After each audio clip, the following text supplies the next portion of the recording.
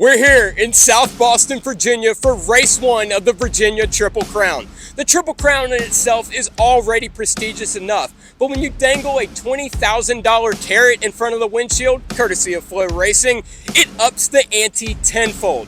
It was an absolute dogfight all night long between some of Virginia's best, and behind them, it was like being in a fist fight with an octopus trying to salvage every position heading into Hampton Heat. This is Saturday night, on tour from South Boston, Virginia, and the Thunder Road Harley Davidson 200 starts right now. Everyone wants to be there on Sunday, but as every short tracker will tell you, there is no Sunday without Saturday night. And every week, all across the nation, late models own Saturday night. This is the ballad of the sport's backbone, its hometown, its weekly star, and its greatest racing. This is Saturday night. This is On Tour. Welcome back to On Tour. My name is Buddy Pulley. I head up the late model coverage here on ATYL Media.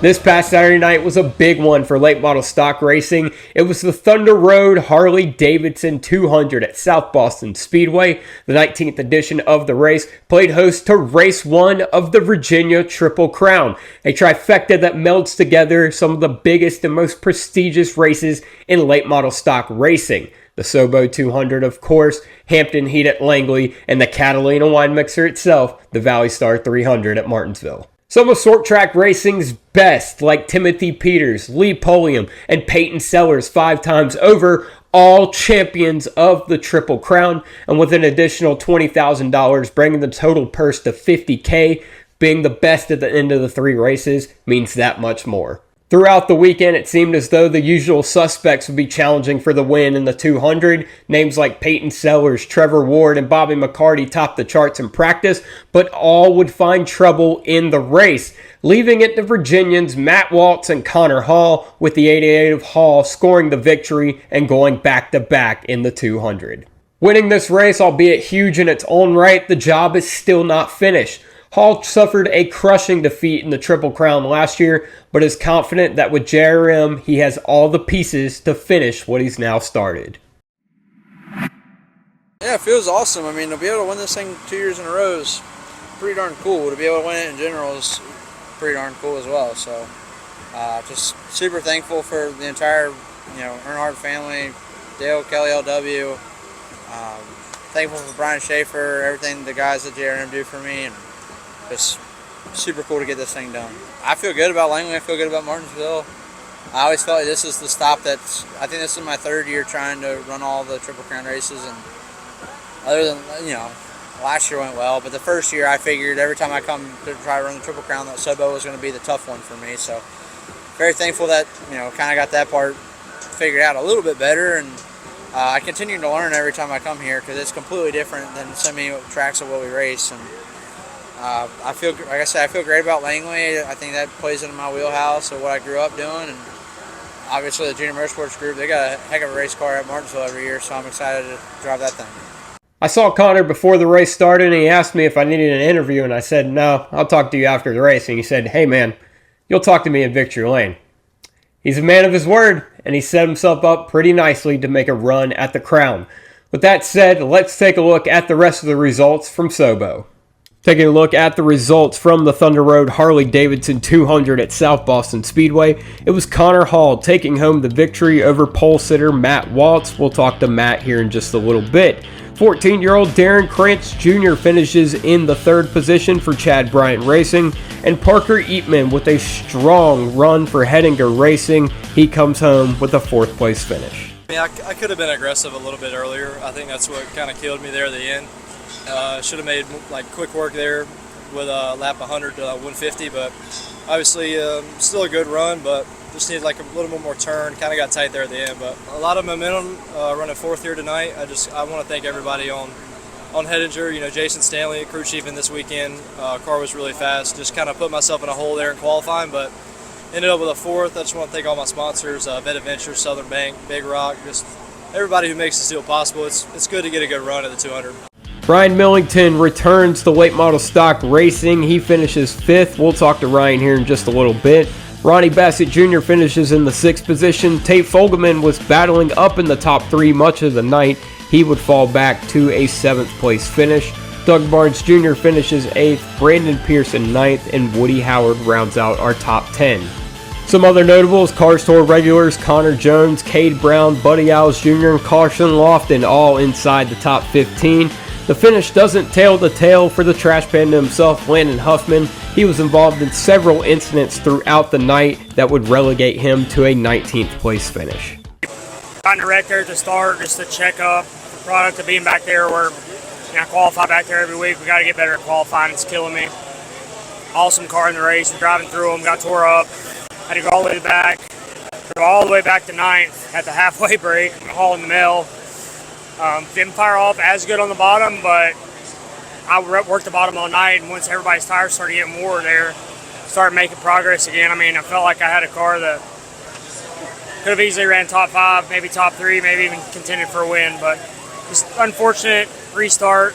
I mean, got people spending $25,000 a race to rent these cars, and they still can't drive a straight drive, so it's just really aggravating. I don't understand what we have to do to fix that problem, but tore up a lot of race cars tonight over a stupid mistake. So unfortunate, but we'll make it better, and just proud of all these guys. Thank you to Rock City Trash Pandas for coming on board. It's always cool to have a minor league baseball crossover here at the grassroots racing level. So proud of our effort. Just got to get better on multiple ends on our end.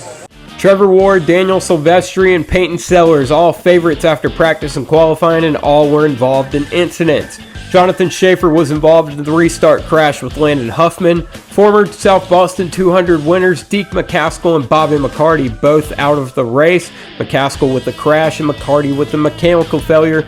And Landon Pimbleton with a scary moment. His car engulfed in flames. Pimbleton would walk away from the incident relatively unscathed. And lastly, Andrew Grady had a strong weekend going, but would fall out before the halfway point. Matt Waltz started from pole and led all of the race's first 100 laps uncontested, but in the second half, Connor Hall turned up the wick and took the fight to the 2 car, and after a long, hard-fought duel, it became clear that the 2 were equally matched, so it all would come down to a late race restart, where both knew the race would be determined by who got the jump.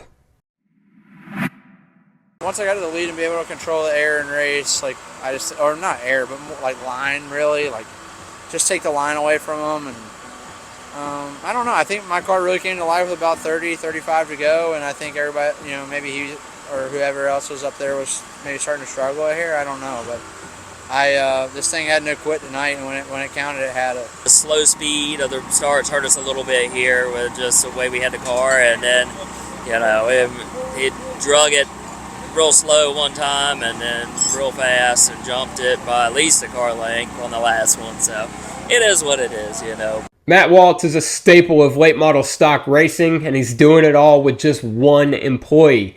He's the 2017 Langley Track Champion, but a win in the Triple Crown would certainly rival that accomplishment. And after the second place run on Saturday, he's sitting pretty heading into race 2 at where else but Langley.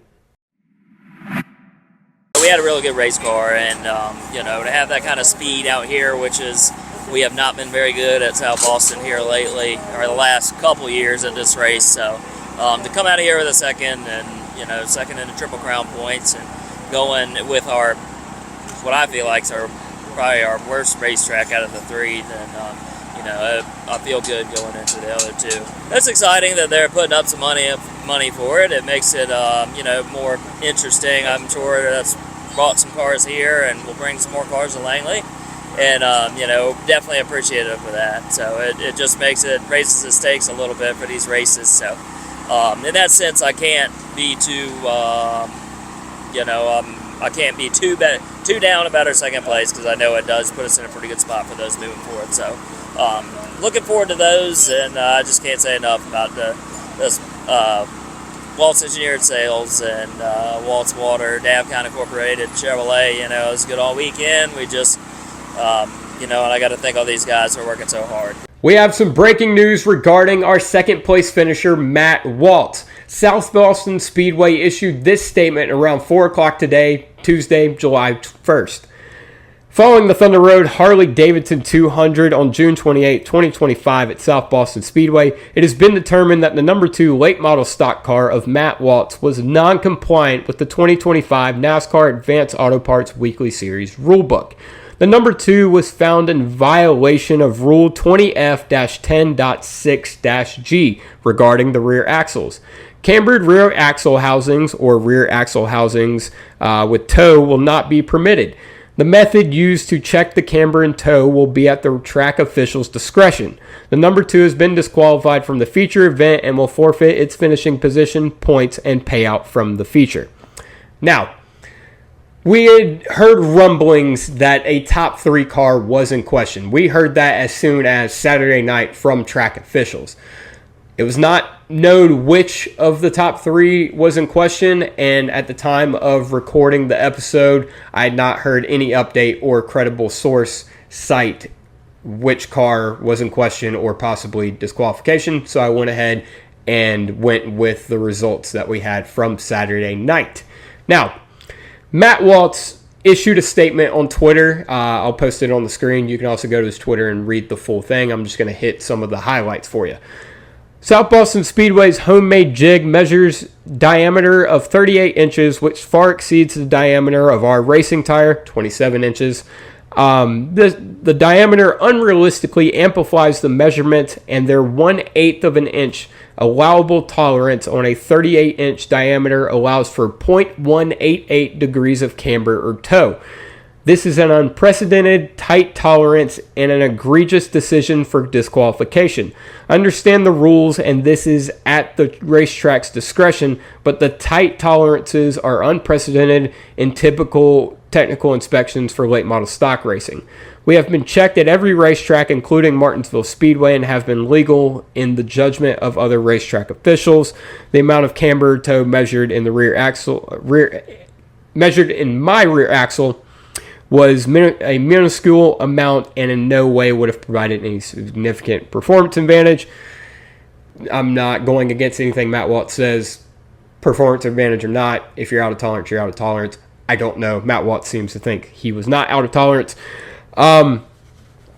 There is more to the story as well that makes me feel singled out and attacked. While in tech, we were not the only car who had a rear axle that by South Boston Speedway's homemade jig was out of their allowable tolerance of 1/8 inch on a 38-inch radius.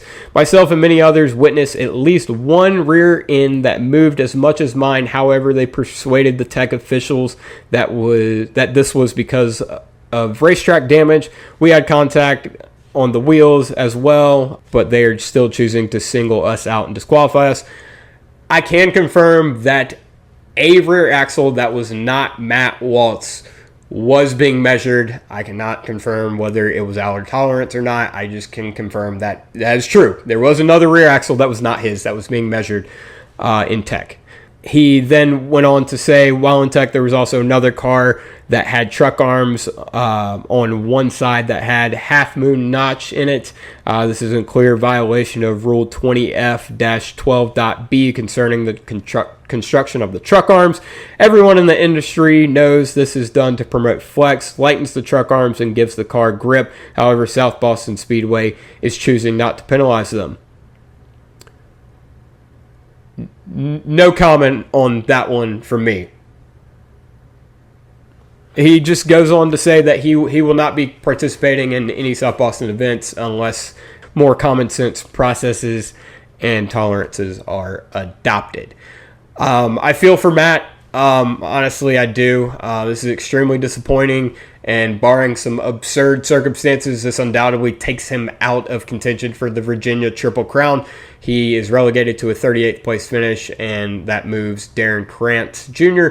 up to the second position, Parker Eatman up to third, and obviously everybody else up a position as well. So, yeah, big story coming out of South Boston here on late Tuesday afternoon.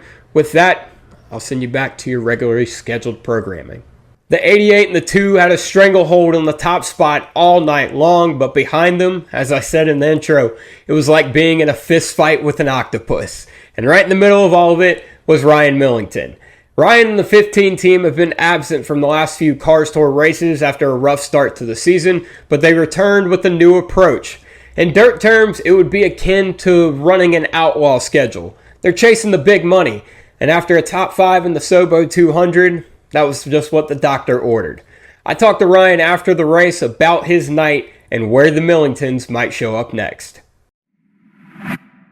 We definitely focused on this one as much as we could after taking a couple races off the tour, and I think it halfway paid off. We definitely missed it a little bit in qualifying tonight. I really think if we would have started with some better track condition, we definitely would have had a first or second place race car. I don't have a question about that, but track condition at these big shows like this with cars this good is just so important. And when you start 20th, if you got a good race car, it really don't matter. By the time you get past everybody, you know it's too late. But overall, great night. Can't complain much at all. We ended a little bit tight. Should have made some breaks the halfway adjustment. I didn't change anything besides tires, so just decided to stick with it and see where it ended up at the end of the night. And I don't think I would have had anything for Connor, but I definitely was better in the 77 that finished second. We, I don't know, I think it was around lap 150 or something. Me and him were racing pretty hard, and I just couldn't get around him. You know, he went to the top and kind of blocked me a little bit. I think if I could have got in front of him, we would have drove away from him, but it's racing, you know.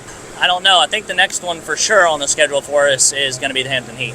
We came into this weekend and said if we finished top 5, we'd go do that, and we finished 5th, so that's the plan.